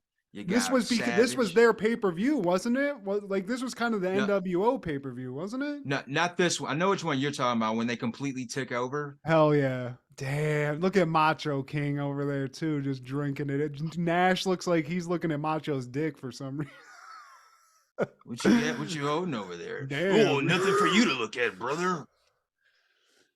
Oh man, NWO. I mean, it just makes me so happy to remember those those super early days again when they were pulling all of your favorite wrestlers in. You know, you didn't know what to expect, who to expect to like turn, but it seemed like every week somebody else would just join the fold at a certain point. I love that shit. It was like gang shit, you know. It was almost like you were in a gang. I mean, that's what it was. I was in the NWO gang, Steve. And the first match was Malenko and Guerrero. And like I said before about that collective, man, when you have any of them having a match, man, it's going to be good. And I believe this was the match of this pay-per-view because it had a crispy power bomb. Eddie Guerrero did that led into a rollover. It was like a power bomb, and then once he landed him, he like rolled over on top and did a pin. And then they had like spinning reversals, snap speed hurricane ranas that are just like so perfect, man. It's just like well-oiled machine work of a match. Did you know that they were like boys when you were? Did you know this when we were watching this, or this is like something? Because I feel like if I knew that, I would have been so much even more into wrestling in general to know like the inside clicks that were behind the scenes, and I would have been a big fan of Dean Malenko, which I was not. I thought he was boring. I gotta say, man, Dean Malenko, really all four of those guys, they were pioneers because they changed the game. I feel like they put more effort into the craftsmanship of it. And Jericho, out of that collective, he put also focus into the character and being an entertainer, a personality, where those guys were focused on, showmanship, exactly, man. And Eddie too, to an extent, not as much as Jericho, but Benoit and Malenko, it was just about the work. Yeah, they were the physicality, especially Benoit. It's like if you looked at that guy, that's all you really needed. He looked psychotic and he was jacked as fuck. But Eddie Guerrero, I do remember, not as much as Jericho, he would put on especially being a heel, because he'd go out, shit talk the crowd, you know, slap a guy in the face a little bit. He had a good attitude, but Jericho, man, that guy, you're right. He focused on the showmanship. And I think one thing that I remember specifically about him when he was in WCW early, when he was feuding with all these guys, he sort of like took some of the, I don't know what to say, like some of the historical things that you wouldn't do, like take Rey Mysterio's mask off. He sort of like did some shit where it was like, you'd never seen it before, at least in like that, like WCW or WWF. And he tore that veil off where he was like, he did things that you thought were impossible. So when you saw it on camera, it made it that much more crazy. Like him taking that fucking mask off, that was a huge thing, I remember. And he was a habitual line stepper. Yeah. Oh yeah. And like the way I said it last week, when he'd come out, berate Dean Malenko to get him to come out, he had like a huge headshot of him and he'd just like call him Stinko Malenko and stuff. He made it, it was like comedy too. I feel like I would like to talk to him about that. And like, were you trying to go over the top and be like funny, like ripping on these people? Or was that just like part of it? Like that just like kind of happened? Just naturally, man. He is, man. And it's crazy how much he's gone on to like, you don't hear him talk as like a pioneer as much as like, you know, Hogan or anybody, but he went to the WWF. He did that. He took that over and I think he was the champion at one point. Now he's doing AEW, and I think that's super cool too, where he's trying to like bring back that old school type of wrestling, or like at least bring up some other people in another league. And I find that fucking cool as shit. It seems like he's kind of killing that, honestly. Chris Jericho is the master of transformation, man, because he finds just like the perfect time window to like, all right, I've done this long enough. Before they get bored, let me change my character into this. Hell yeah. Plus he's a rock star, dude, which I also was Fozzy. Yeah. That's awesome. And NWO, they had this ongoing thing with the Steiner brothers, and they cut to a clip of Hall and Nash. They're tailgating Rick Steiner as he's driving a car, and I don't know if this is a quick edit or what, but like his car totals, it like flips over, but you could see Rick Steiner driving the car, but somewhere in between him driving the car or seeing him drive the car and the car turning over, there had to be a quick clip or something, man, because the shit looked realistic. And Scott Steiner, he's still part of the WCW. He hasn't jumped to Papa Pump yet. But speaking of transformations, Sting, he makes an appearance. And this is when his Crow character is still kind of fresh to people, because people were getting tired with his surfer guy thing, man. It was a different era. I know we miss it. That's our favorite. But at the time, he couldn't keep doing the surfer guy thing when Hogan went rogue. It's like, well, shit, I got to do something different. I can't be this cookie cutter good guy baby face. It's 96, 97. So like, I have to keep up with the times. Yeah, he was like, he would just show up, like they'd show like a crowd shot and all of a sudden he'd be like in the shadows or something, you know, or drop down from the ceiling with a baseball bat. The mysteriousness to it. And what is behind me is possibly one of the worst renditions of the Four Horsemen, because at this point it's Chris Benoit, Steve McMichael, the Mongol, and Jeff Jarrett and Arn Anderson, who's not even... He can't be present. bothered. Yeah, I think he's nursing an injury or he's just close to retirement at this point, man. But Jeff Jarrett, it's just like... You don't like Jeff Double J, Steve? No, never. Don't piss me off, slap nut. That's why I like Jeff Jarrett, when he was just the salty hick. I never got this Jeff Jarrett though, where he had like, he looked like a gay angel almost.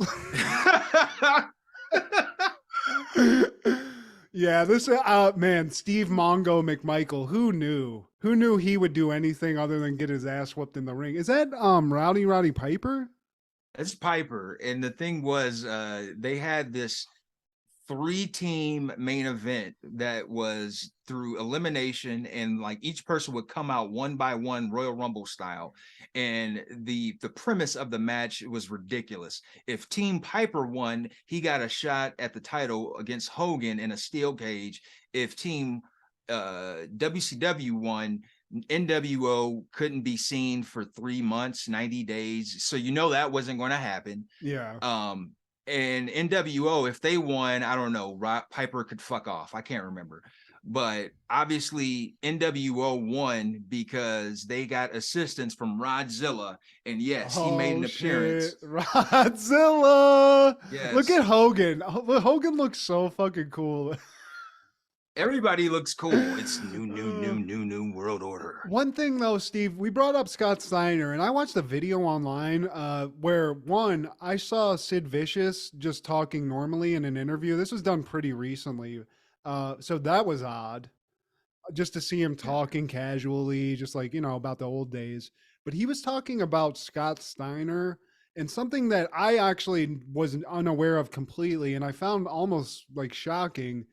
He's like, that guy was a maniac and nobody wanted to wrestle that dude at all. Like, he just couldn't turn it off. And he, for whatever reason, like, this guy was a psychopath. You never wanted to wrestle him. And that's crazy. And his brother Rick was the only one that could calm him down. The older brother. And Sid was like, anybody that I talked to thought that Rick was going to be the one that went on to be, because he was the better wrestler. He was the one that everybody wanted to work with and stuff. And I don't know, just because I was a huge fan of the Steiner brothers, and watching, when they were good guys, labeled as like these classical Greco-Roman, trained at Michigan wrestlers. And I always was like, oh, these guys are like technicians, these guys are the perfect wrestlers. And it must be really scary to have to do a move like the Frankensteiner that Scott Steiner would do. And know that guy's a psycho and I might die if I don't do this right, He might snap my neck. And he could, especially when he became Big Papa Pump, because whatever the juice was he was drinking at that point, it made him into a fucking mutant. He doesn't even look real.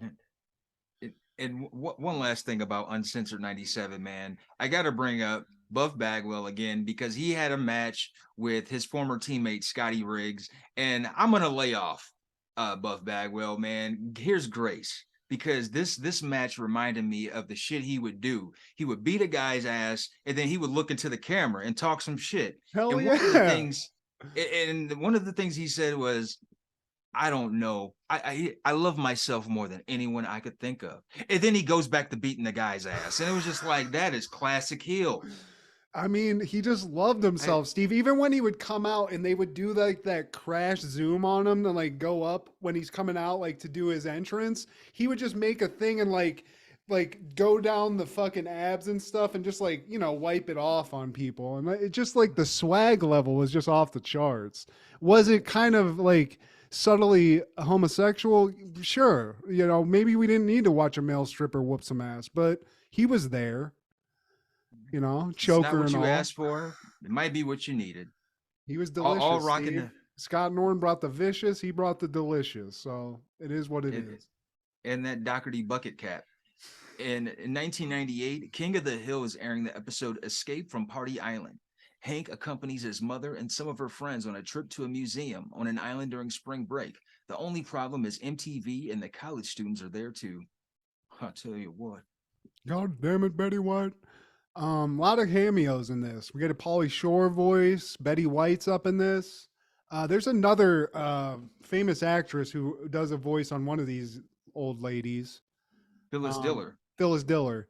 So this episode is every man's nightmare, Steve. We've all, at least I have, I've been taken to a lot of country stores, a lot of Hallmark stores with my grandma, my mom, any older ladies. These are the things that you sort of get sucked into. And I love somebody put some light on this because I've had to do sort of some of these things with like my grandma and stuff, and I hated it. And it was the nightmare that Hank Hill had to live through. So I love that. Yeah. And we start off the episode with the boys having their typical, yep. But Hank's not participating. Hank's quiet. He's worried about his mom. Hank, are you worried about his mom? And he is. Yeah, Hank's worried about his mom. It's 4:30 and she's not even there yet. They're going on his mom's going on some sort of a road trip, and I guess she was supposed to show up, touch base with them. And you can see Hank Hill's mom right behind Steve in that yellow shirt, looking like one of my grandmas. And finally, they actually get there in this van. They're in like a big ass, like that van Jordan had, that flying wedge van. Yeah. And it's like 6 old biddies in a van, and the vibe's weird. They stopped off at a pancake house. They're running late, and Hank he's concerned. He doesn't know what's going on with his mom, and it's getting late. It's 4:30. This is his mom's bedtime, but yet she has to get to, I forget, it's an island off of Florida, which has got to be a cesspool in and of itself, because even the mainland is some trash. So yeah, Port Aransas, it's called. Yeah, that's like a Coke Island, Steve. That's just someplace Pablo put all the kilos before they made it to Miami. But I wouldn't go. I'm not into that. They have to head to the miniature museum. They're all collectors. All 4 of these ladies are collectors of these figurines, these miniature figurines. And Hank, he volunteers to drive them because he knows his mama can't see good at night. And like the boys, once they catch wind of this, they make fun of them, especially Dale. Have fun at the miniature museum. I like Bill. He's like, I hope you fit. Yeah. Dumbass. And Hank says some straight. It's like, well, pardon me for trying to take care of my mom and her friends. I mean, this is that energy I used to have sometimes, though, when people would give me shit. And it's like, oh, I'm sorry. I'm sorry I have to do this. It's like that bitchy, like, fuck you guys. I'm helping my mom out. Yeah, being caring and responsible son. Yeah, pardon me. Like, that makes me a bad person, right? And Dale's just like, well, not if you put it that way. Dale is a cunt, but Bill, Steve, of all people, I didn't expect this. It gets a little spicy here. Bill's got some evil intentions that I was unaware of until this episode. Well, this is a part of his character. He has this ongoing crush for his best friend's wife. That's like one of his things, man. And somebody who's actually a cunt, we find out, is Delia. She gets a little out of sorts when her blood sugar falls low. Otherwise, she's lovely. And who's Delia? Who is her voice, Steve? She's played by the actual lovely Betty White, R.I.P. And she's always throwing some hot sauce at Hank. She doesn't like him. At one point, he says something kind of besmirching Arizona, which is where they're from, and she doesn't like that at all. She doesn't hesitate to tell Hank that he's a cunt. Yeah. She doesn't like him. So now Hank is voluntarily taking like 6 old chicks to a miniature museum. So hopefully there's no like loaded guns in the car because I'd blow my brains out. We cut. Peggy's working outside, and this is where Bill starts going in a little bit too hard on Peggy. He's throwing some game at her, showing off he's like trying to do like that thing in like Wild Things where some hotties will like wash her car in some white shirts. Except trying Bill's to be seductive. And he's fat. He's got a gut and a wife beater that's stained with some kind of food. He lifts it up to expose himself and helps Peggy wipe off a glass door, and that's disgusting. I would never leave you for an hour and a half. Trying to be sexy, man. And, he's trying to like step in as a substitute husband, father Dad. deal. Because Connie and what's the boy's name? Bobby. Yeah. Bobby and Connie, they walk by and Bill's just like, me and your mother worry about you. And Bobby's like, yeah, she worries about you too, Mr. Daughtry. And I do like that, Bill's hitting on Peggy. Peggy does not give 2 fucks. In fact, she's not enjoying it at all. And she's really, as it keeps progressing, she gets more and more annoyed about it. So Bill's trying to fuck some puss while Hank's out. We cut back and we're at let me see here. I went way too far into this. Sorry. So we cut to the car. Hank's trying to find a traffic report, just to get some news, which is you don't have a cell phone at this point. So you got to figure out what's going on the roads. They don't want to hear that shit. And while that's happening, it just starts a whole thing, which is, again, why this is a nightmare. Any little decision Hank has is then nitpicked by each and every one of these old ladies to the point where I'd be like, get the fuck out of the car, old lady. I don't know what your Delia, get the fuck out. Yeah. And they end up giving a toast to the miniatures. Like, these women are batshit crazy. Yeah. And anything where you have to take a ferry to get to something like an island, hard pass. We lived in Ohio. Remember Put-in Bay? Yeah. I felt like that was like you were going to something where you may never come back. I don't like something where you have to get on a boat to get to. You know what I'm saying? So especially on Lake Erie. Yeah. Man, you don't know what kind of shit's in there, man. And at the hotel, it's the next morning, and the girls are up and ready to go, man. It's not even 5 a.m. yet. They waking Hank out of his slumber, and he asks if he can have just a few more minutes to shave. They're like, no. And they got to get to the miniature museum, Steve. There might be a line. So 5 a.m. comes, they get Hank up, they get to the miniature museum. The shit doesn't even open till like 9 a.m. So again, one of these chicks, I'm going to fucking kneecap them like Tanya Harding. I don't know. I'm going to get pissed off. But they do get up. They get to the miniature museum. And it's exactly what you think, Steve. It's a whole bunch of little ass dolls. There's some creepy guy making miniatures in there that looks like John Waters. Rick Rinaldi. Yeah, I don't like that. And this is a nightmare this is of epic proportions because there's no positives here. There's no like sports section to the miniature museums. You just have to go and be like, oh, that's cool. And like Hank's mom is overly into these things in a way that my grandma was. Like the things that you're seeing in this, my grandma, that was her whole house. So I sort of understand. I sympathize with Hank, I guess. And it sucks, but you could tell Hank is trying to go with the flow. He's like, that's a nice looking seal. It's an otter. That's a nice otter. And Delia, she's like, he would never waste his time. Oh no, he said, Delia said it's an otter. He would never waste his time on seals. Seals are trash animals. Just like, damn. I'm telling you, Delia, she just has a problem with Hank.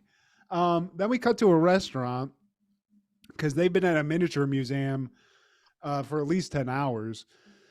Dinner time. Hank wants to have a fucking burger, But these chicks, they are old and they like old people food and they want to eat cucumber sandwiches. That's about the whitest shit like. That's beyond the whiteness that I've ever experienced, Steve. Yeah, Cucumber sandwiches. but Hank don't like cucumber, and everybody just gas. You Yeah, son of and a then bitch. Tilly Hill, she's like, I have to apologize for my son. No, you don't have to do that, Mama. Apparently, I do. Yeah, and then we come back to the house, the Hill house. Peggy Luann, they're cleaning up, and Bill comes in again with a key that they didn't know he had. And this is where Peggy's really getting fucking pissed off. She's like, "How the fuck did you get into this house?" And he's like, "I had a key. You gave it to me 3 years ago." And she's like, "Put it in the fucking dustpan and get out of here, you pervert." Well, I could at least take out your trash. And like, why is he hugging our Loan's like, trash? Yeah. As long as he doesn't take it into his house, he's good. Then they hear a door shut. Oh no. He's beating off to our trash. So now we cut back and Hank's again, he's concerned about his mom. Not only she just seems sad and he's like goes into her hotel room and she has like a tackle box full of miniatures. And this is where I'd start questioning, like, do you have dementia? Because she's like, oh, don't look at them. They look so happy here. They love it here because we're so close to that miniature museum. My miniatures love that. And he's like, oh, that's kind of weird. Okay. You don't need these things, Mama. Yeah, before we got to that though, Hank is sitting next to some college bros at a bar, and he tells them, "I've been sitting around 500 years of old lady." And like he thinks he's bonding with these kids. Like one goes to Texas and one goes to A&M. And so they part ways or whatever. And the next day, Hank is asleep and he's wakened by some partiers. Because he didn't realize that while he's talking to these college bros, the MTV truck comes into town and they're setting up shop for spring break. Well, what happens though is he just wants to talk man shit to these kids. So he's like, how the football team? And he buys them a beer, and these kids just fucking, basically beer bong them shits in front. He's like, slow down, boys. We still got to talk about the benches. And they slam them, jam them, and then other people come in from like these colleges too. So like while he's in the restaurant. So now not only dealing with a bunch of old women who hate him, possibly a mother with dementia, now he's surrounded on all sides in the hotel and out by spring breakers. And the whole MTV spring break vibe we were talking about earlier, Steve, is in full effect at this point. And it wakes Hank up, but none of the ladies heard that ruckus. They just slept through it. And now they're driving in heavy traffic, and I believe it was Delia or one of the old ladies says that museum is going to be a madhouse. they get look there, at all these people. They're obviously here for that, but they get there, and I mean, they're the only person there is that weird John Waters guy making a fucking miniature of some dog or some shit. And Hank tells his mom, that guy asked you to see your high beams. Oh yeah, the spring break kids. So yeah, I mean, this would be wild though for some old ladies. They might get some young dick, or see some titties or whatnot, but they're only here for the miniatures and the cucumber sandwiches. So this is all happening. They go back to dinner again at the same place, but this time, as they're ordering or as they're waiting for the food, a wall comes up, which is they remove the wall. Spring break pours in. And now they can't even get away. They can't even have a cucumber sandwich in peace, Steve. This is some shit. Every place is full of college kids. Every restaurant, every little small shop, souvenir shop, and the wet t-shirt contest that they're having is hosted by DJ, who's played by Pauly Shore. And once again, it's one of those unescapable things. If we're going to cover this decade, he has to be mentioned. You got to wheeze a little juice, Steve. You gotta wheeze it.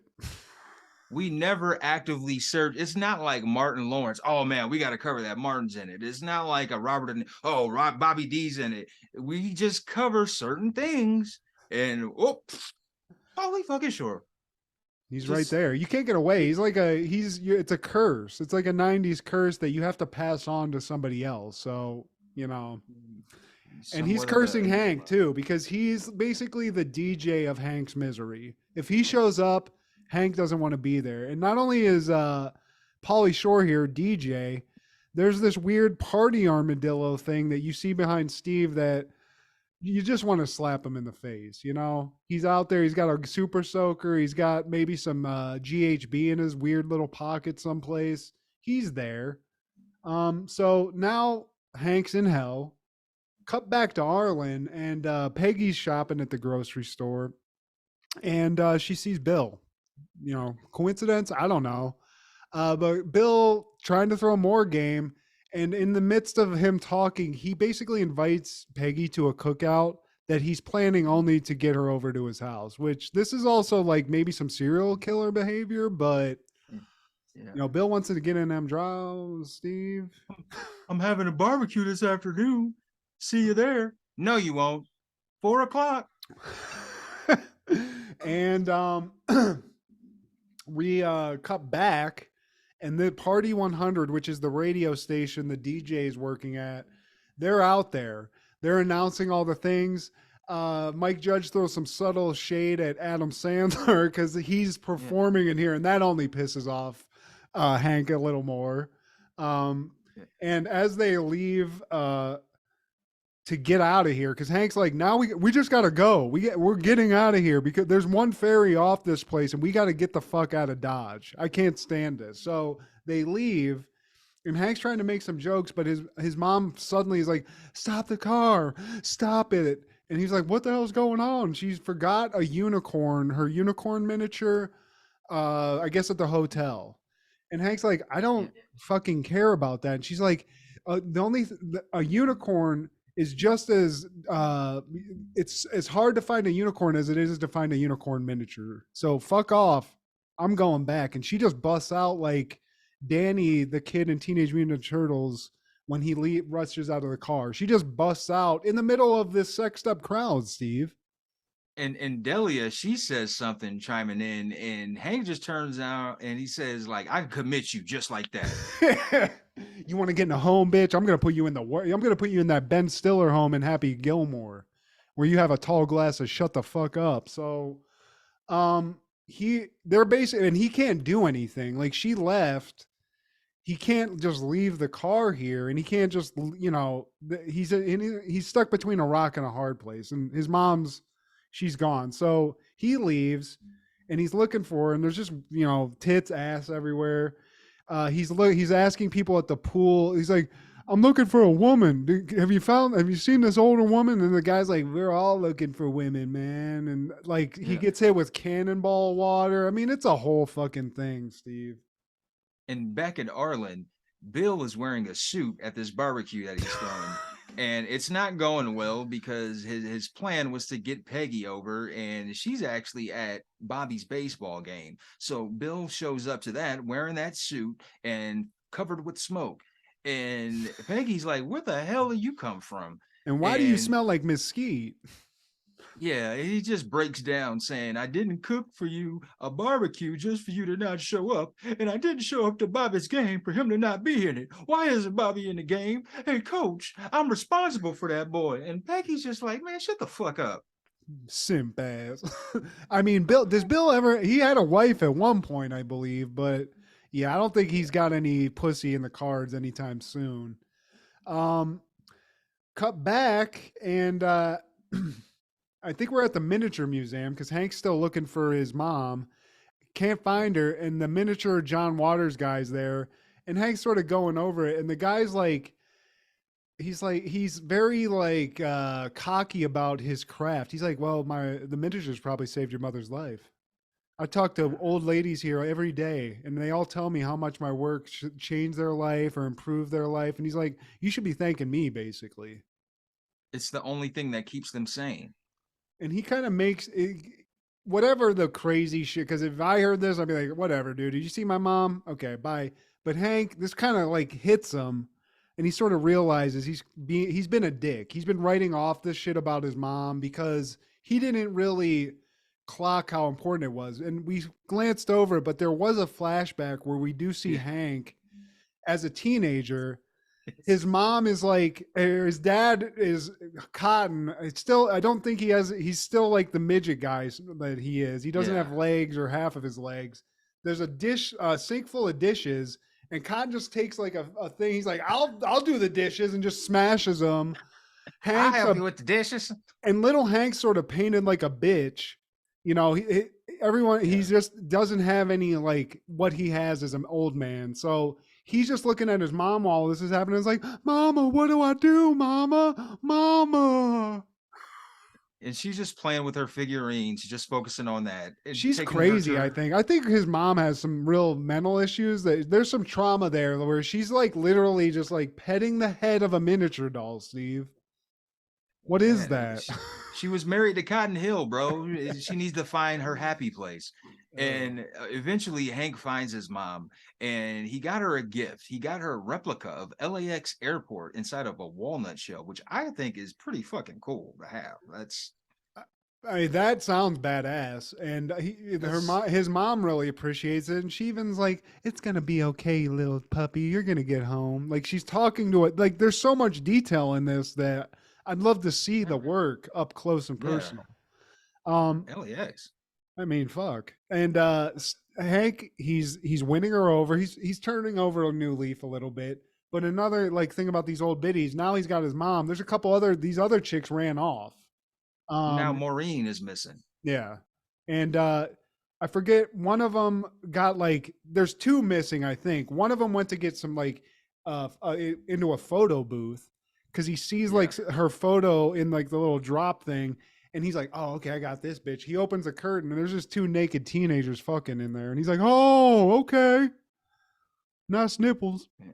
And he just runs off. Yeah.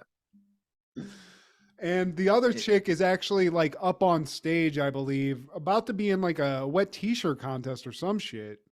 I believe so. Something like that. Freaking freaky old bro. She's doing like a twerk contest on stage, and he gets up there to get her. Takes like a shot. He does like he jumps in front of some water and then really gets into it with the party armadillo, which you see behind Steve. He's lost his glasses. He gets shot in the face with what I hope is water. It might be some piss, knowing these pieces of shit, but he whoops that. Yeah, he whoops that armadillo's ass. Just wrangles all the old biddies into the van. And they got to get the fuck out. Again, they're on a time limit. And if they don't get off that last ferry, they're stuck in Thunderdome, you know? That's how we ended, isn't it? No, because he has to basically then get into the car, race through all this weird spring break island traffic to the ferry. And as they're going there, I wrote, it's like the first 10 minutes of a zombie movie because there's helicopters flying. There's a weird like spring break announcements on some PA in the helicopter. There's traffic everywhere. There's zombified teens all blacked out and fucking. And he sees the ferry, kind of like gets in some shit, like has to like swerve, and he like flattens his tires going over some spikes. So you think he's caught because he's a man who would not drive on just the rims. He even says that. But the thought of staying on this island for a whole night, he says, fuck it, guns it, and jumps the fucking van onto the ferry so they can escape Fuck Island. Evil Hank Knievel, man. And like the Hulu that I was using must have skipped into the next episode because I thought it just like, I thought he found the old ladies and like they head back and that was it, man. No, and there's actually one other thing that I love because I was like, fuck Bill. This guy's his buddy. This is fucked up. After the credits, Hank's back at home. They make it home. He's back with the boys throwing out beers. And he hands everybody one. And Bill's like has his arm in a sling for some reason.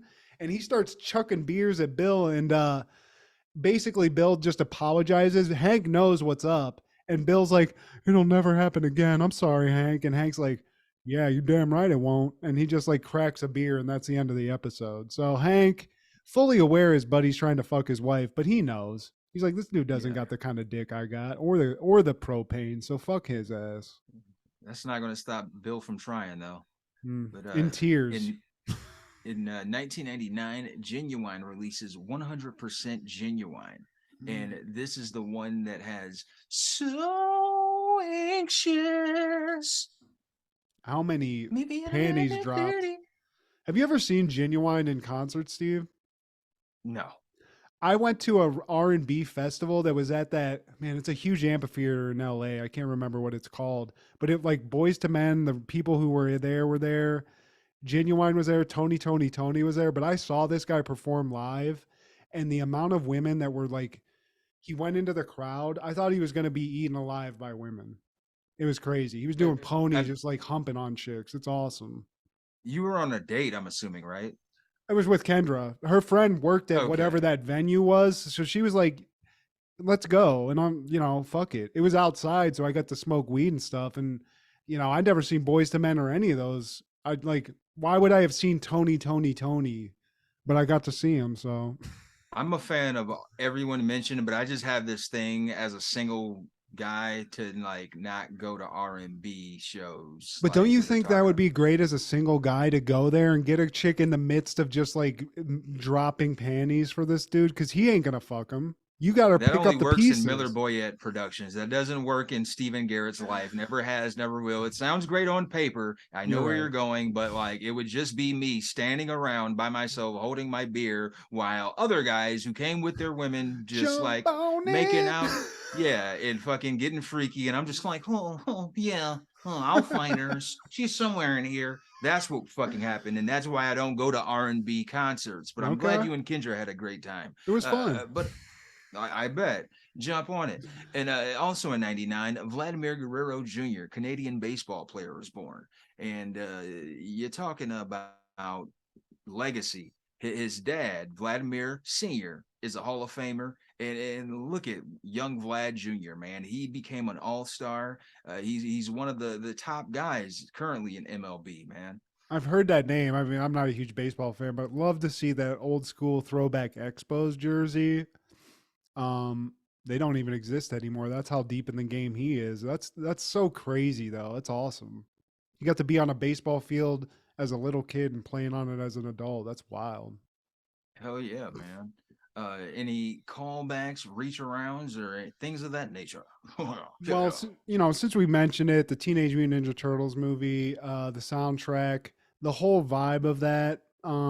Looking forward to the new one that's coming out, but that old one, I'm going to be talking about it. We're going to be talking about it a lot coming up, and it is one of my greatest like movie memories. But of all the '90s like pop culture shit, it's great.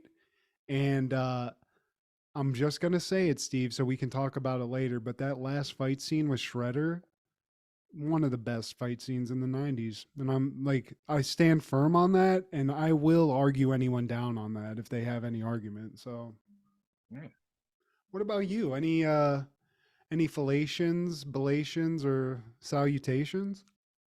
Caucasians. In 1992, Mariah Carey performs at MTV Unplugged and shows critics her 5-octave range and gets rave reviews. That's when she did the actual performance, man. And I remember that selling like hotcakes. And in 1995, Mississippi formally ratifies the 13th Amendment to the United States Constitution, becoming the last state to approve the abolition of slavery. Thank you, Mississippi. It took you forever and a day, but we appreciate you. You was kind, you was special, you was impotent and impotent. Fuck that. What year? 1999? 95. Fucking shame on you, it's Mississippi, Steve. I don't think anybody's surprised about that, but that's hilarious. Cricket letters. Jesus. And please like, share, subscribe, and comment. Please tell your sister that I'm so anxious. I love it when you're talking dirty. Maybe at 11:30 said Check out Crushgasm on Wednesdays. Beat the Earth podcast and Don't Worry, Be Movie with Amanda and Wade. This is Steve G and Mad G with Happened in the 90s.